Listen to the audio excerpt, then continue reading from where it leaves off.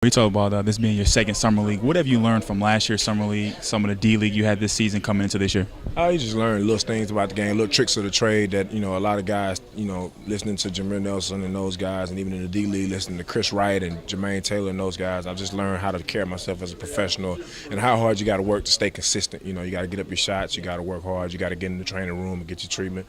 And I've learned stuff like that. And also, as far as the game, the pace of the game is different. You can see sometimes the rookies out here, the pace of the game isn't quite there yet. They're getting used to it, but you see some guys have higher in turnovers or more missed shots just because they're rushing. But that's something I learned to kind of just slow myself down and play hard, but still play calm and smart. So what are you telling some of the young guys that are coming in? It's their first summer league. They got to be anxious. They got to be nervous. What are you telling them off the court for them to prepare on the court? Just be prepared for your opportunities. It's different from college. It's different from high school. You're not gonna get the ball every time. You're not gonna be able to shoot it every time. But when you get your opportunities to make plays for yourself and make plays for others, you take those opportunities and you run with them. And I think Elford and D Marble and Aaron, those are guys that are starting to find their way and find their little angles and stuff to use. And even Kadeem Batts, he's a 4-year guy. He's starting to find his way in the post and in the block. And just try to help those guys as much as I possibly can. Now you talk about patience. A lot of guys want to come out. They want to jack up shots. They want to score. Is it easy or hard for you to understand, what your role is? Rebound, hustle, and play hard.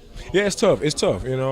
Sometimes you're out there and in a sense you're kind of just playing naked in a way. You don't really know what you're doing. You're just out there playing basketball. And I got by on that in the summer league last year, but then I saw in training camp that you have to establish a niche. You have to establish a role. You have to establish something that this guy does this every day, and he brings this to the table every day, and build upon that. You look at a guy like Paul Millsaps, just a rebounder coming out of college, and now he's knocking down threes. He's an all-star. He's doing a whole bunch of different things. And I think when you find your niche and get your foot in the door and teams become more comfortable with you, they give you the opportunity to show you more talent. So this is about those things. Now, covering the summer league, you obviously a lot of guys, like I said, they look nervous. You don't have a lot of time to really prepare and practice and everything like that. You have your guys that are drafted, your first and second round guys that are probably going to most likely make the team or a D-League team.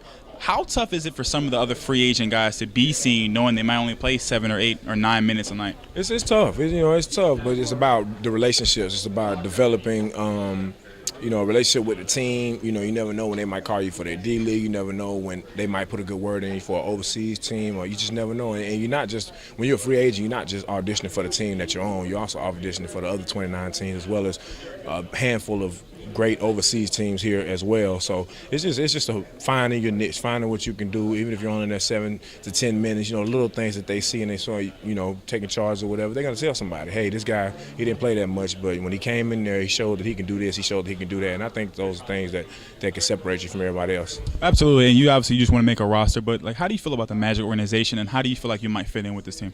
Man, I got a special place in my heart for the Magic organization, obviously, because they drafted me and everything. And I think they're great guys. Rob Hennigan, Matt Lloyd, Scott Perry, the coaching staff, Coach Vaughn, all those guys and the players. Me and Vic have a great relationship because we were drafted together, came in together. And, I got a special place for them in my heart, and everything. And hopefully it works out. And, hopefully I'm able to be here. And, they can play me at the 3, they can play me at the 4. I really don't care what position I play at, as long as I'm able to get out there on the court and earn minutes. And if it's with the Magic, that'll be great. But if it's with another team, every time I come to Orlando, I feel like I'm at home. So, absolutely, man. Good luck, man. Thanks, man. Appreciate it.